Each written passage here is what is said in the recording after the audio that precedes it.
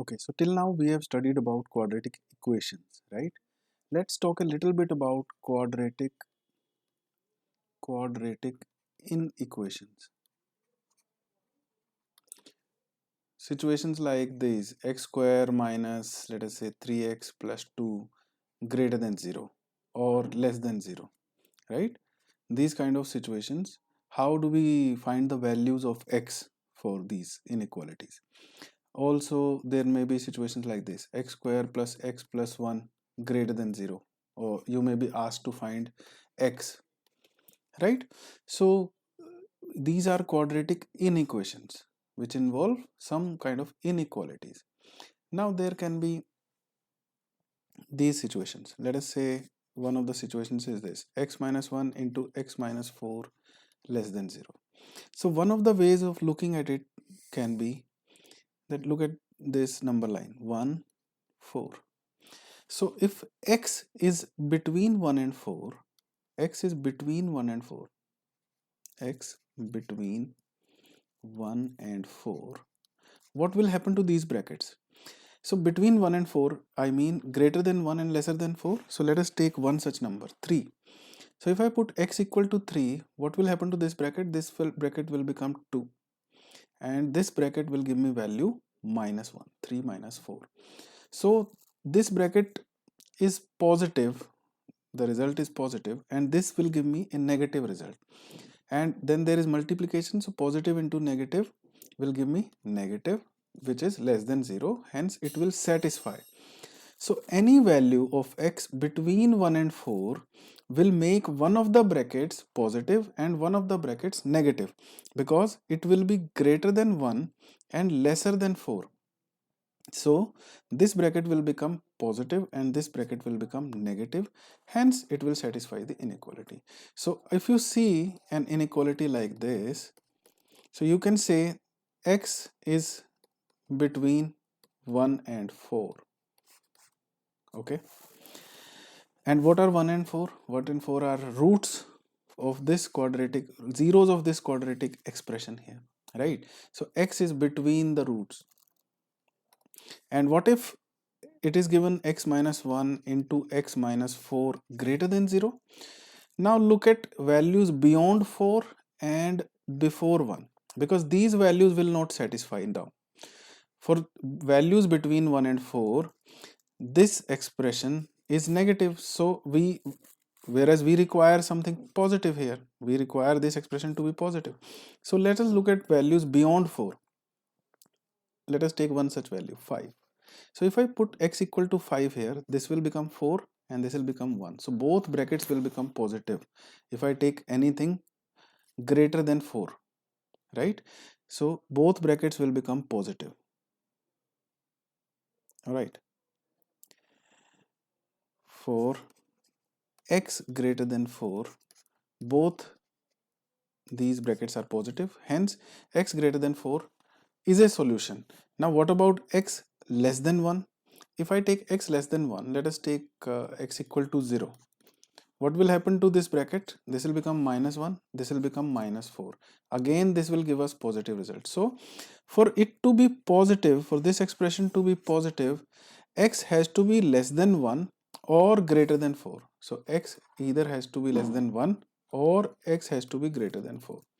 So, this is a beginner's way of thinking about these quadratic inequations, right? This was the quadratic equation which we could have factorized, right, which was in factorized form in two factors.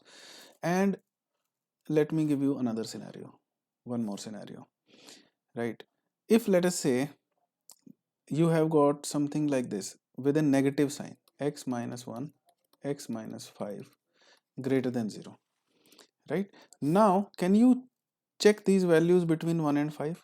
Between 1 and 5, this expression here will be negative, and with this negative sign outside, this entire expression will become positive, right? So the solution of this inequality is between 1 to 5. But to simplify such expressions, we will eliminate the negative signs outside these brackets first, right? Where is this negative sign? This is in front of x square. Okay, so what do? We multiply both sides by negative. So we can write this inequation as x minus 1 into x minus 5 less than 0, right? Because if 3 is greater than 2, minus 3 will be less than minus 2.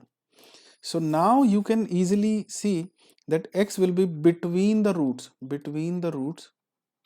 for this quadratic expression to be negative, right?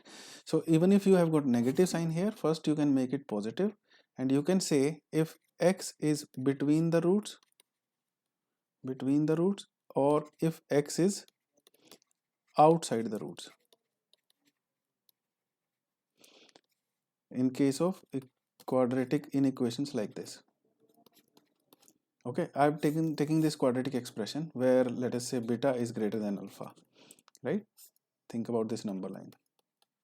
So if x is between the roots, then this expression here will be less than 0, and if x is beyond this beta and less than this alpha, that is outside the roots, it will be greater than 0, right? You can even check through the graph of quadratic.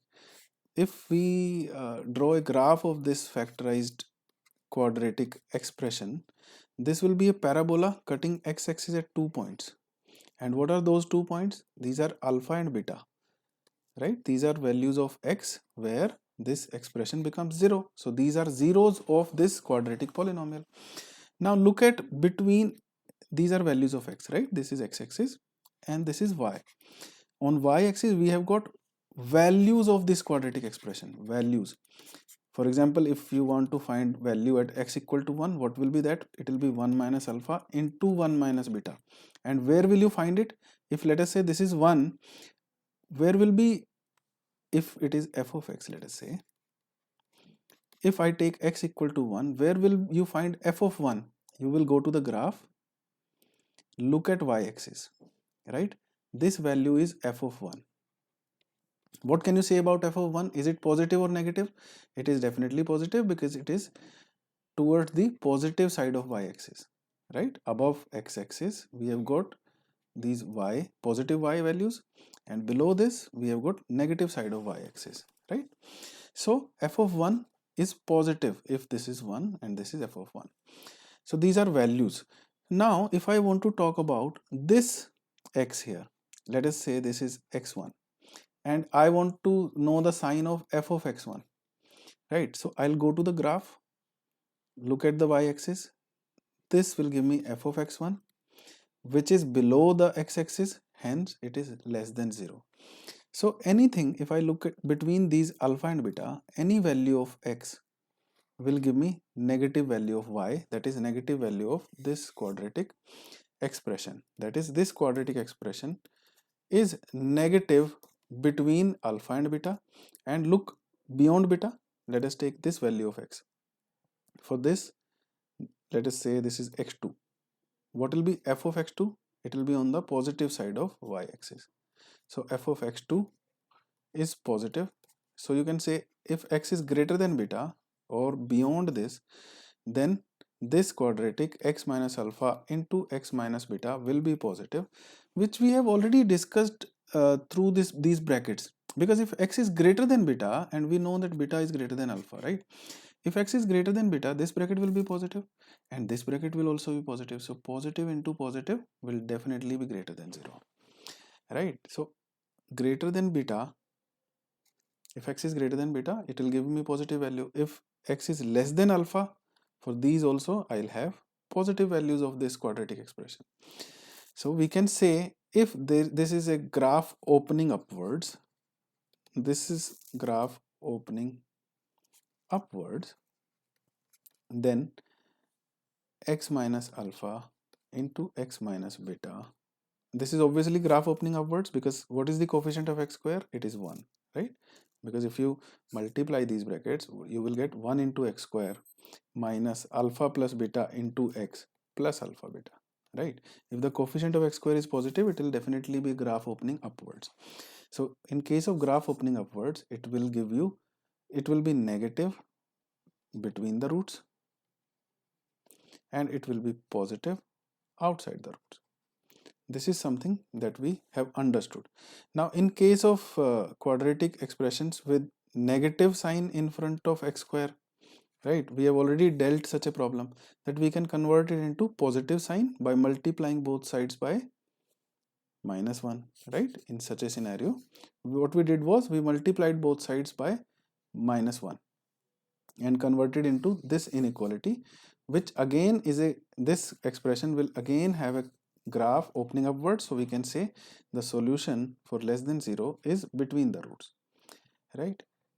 Let me discuss one more scenario. In case you have got, now this was a graph cutting x-axis at two distinct points, right? So this was for d greater than 0, discriminant greater than 0. Now there can be other scenarios like discriminant equal to 0 or discriminant less than 0. What will happen if discriminant is equal to 0? Then the graph will touch the x-axis. For example, if there is an quadratic expression like this, x minus 1 square. Now both roots are 1 comma 1, right? It will just touch the x-axis at one point. That means the minimum value it can have is 0. Where is the value? Here. Minimum value it can have is 0 and it will be at x equal to 1, right? Because this is a square of something. So the minimum it can have is 0. So it will be always greater than or equal to 0. If this kind of expression is given, it will be always greater than or equal to 0 and it will be equal to 0 at x equal to 1 at the root. Okay. Beyond this or before this, you can see this is positive, and from this expression itself, this is a square of something, so you can directly say, right? And if there is a negative sign here, so you know it will be less than or equal to 0, right? Again, you can convert it into this by multiplying both sides by -1. Now let us look at third scenario. If discriminant is less than 0, for example, if you take x square plus x plus 1 kind of quadratic expression. For this, what is the discriminant? B squared minus 4ac, right, which is -3. So the discriminant is less than 0. Hence, it will not have any real root. If it doesn't have a real root, what will happen? It will never cut the x-axis or it will never touch the x-axis. And you know the coefficient of x square is positive, so it will always be above the x-axis, opening upwards, right? Because the coefficient is positive, so it will open upwards and it will never touch the x-axis. So it will always be positive for all values of x, right? You put this value of x, you see the result is positive. You take this value of x, the value is positive. The minimum value of this quadratic expression is also positive, so all other values will definitely be positive. So if you get a quadratic expression where discriminant is negative, right, so you can say that it will always be positive or always be negative, right, for all values of x. This means for all and x. For all values of x, it will be either completely above the x-axis or completely below the x-axis. Now how will you decide whether it is completely above or completely below? You just look at the sign of coefficient of x square. If it is positive, then this will be the case. If it is negative, then this will be the case, right? So if it is given x square plus x plus 1 is greater than 0, find x. So you will say for all values of x, this is true, right? And if it is given x square plus x plus 1 less than 0, find such x.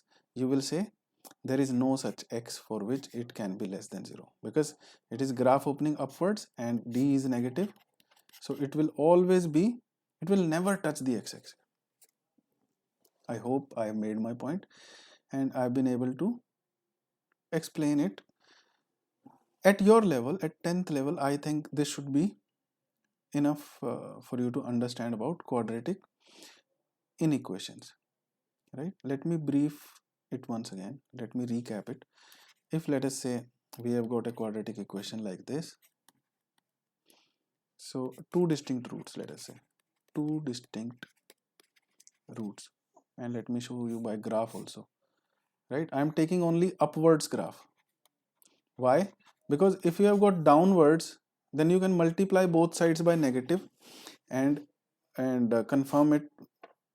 If you have got a downwards, for example, if you got negative coefficient of x square, you can multiply both sides by minus sign and change the inequality.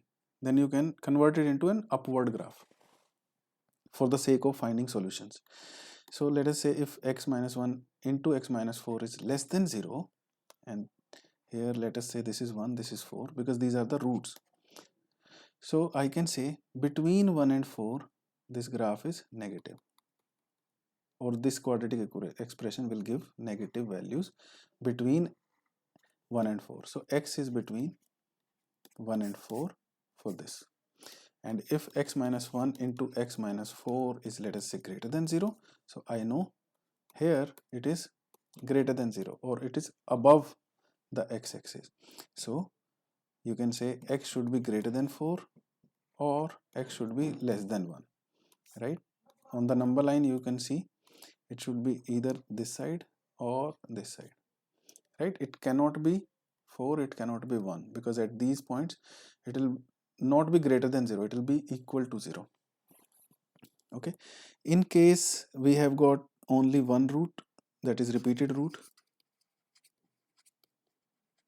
we have discussed such a scenario, x minus 1 whole square will always be greater than equal to 0, right? If you see minus sign here, it will always be less than equal to 0. This can be easily understood. Third scenario was when we cannot factorize it, or we cannot factorize into real factors, that is real roots are not there, that is d less than 0. So such graph will never touch the x-axis, it will be completely above the x-axis or completely below the x-axis. When will it be completely above? When the coefficient of x square is greater than 0. And when will it be completely below? When the coefficient of x square is less than 0, right? We have discussed such a problem. Let us say 2x square plus x plus 5. Okay, what is d in this case? 1 squared minus 4ac, that is 1 minus, this is 20, 40, so minus 39. Now expression, this quadratic expression will have a graph which is always above x-axis, because the coefficient of x square is positive.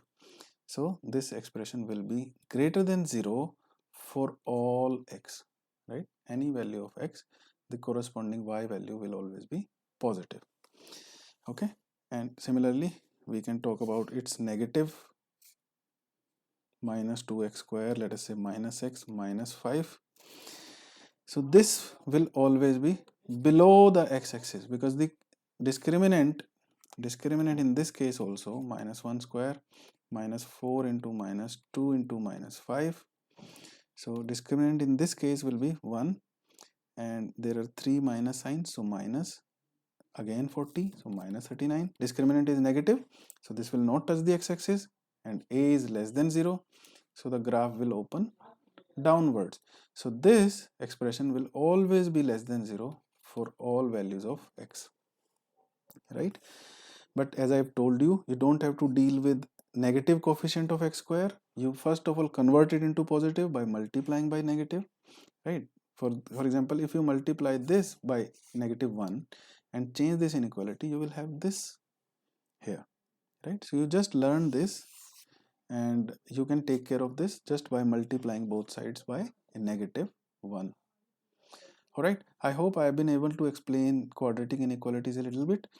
After this, I will talk about maximum and minimum value of rational expressions like quadratic by quadratic type.